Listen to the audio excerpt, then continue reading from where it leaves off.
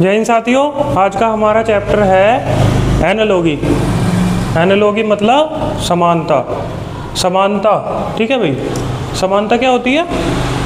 बराबर होना किसी के, ठीक है भाई, किसी के बराबर होना। तो एनालॉजी का मीनिंग हो गया समानता। समानता शब्दों के बीच भी होती है, ठीक है भाई। ABCD लिख के CDFH कुछ भी लिख दे तो वो समानता शब्दों के बीच हो गई।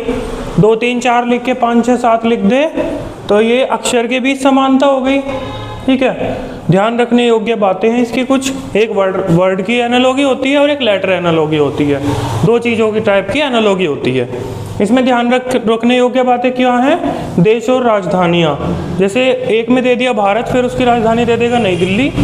दूसरे में क्या पूछ लेगा? पाकिस्तान और उसकी राजधानी इस्लामाबाद, ठीक है भाई। इस्लामाबाद नहीं देगा वो। या USA की दे देगा वाशिंगटन DC और फ्रांस की पूछ लेगा पेरिस, ठीक है। देश और मुद्रा, जैसे इंडिया की रुपया दे के रशिया की पूछ ली तो आप कहोगे रशिया की हो गई रूबल, ठीक है।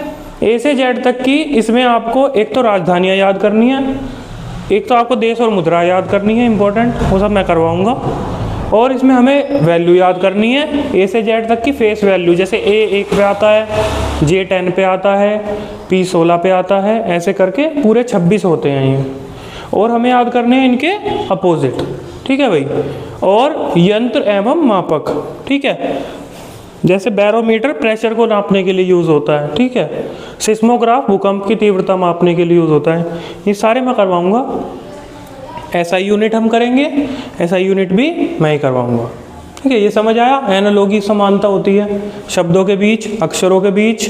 इसमें क्या क्या चीज़ें ध्यान रखनी पड़ेंगी? देश की राजधानियाँ, देश की मुद्राएं, A से Z तक की फेस वैल्यू, यंत्र एवं मापक और SI यूनिट, ठीक है।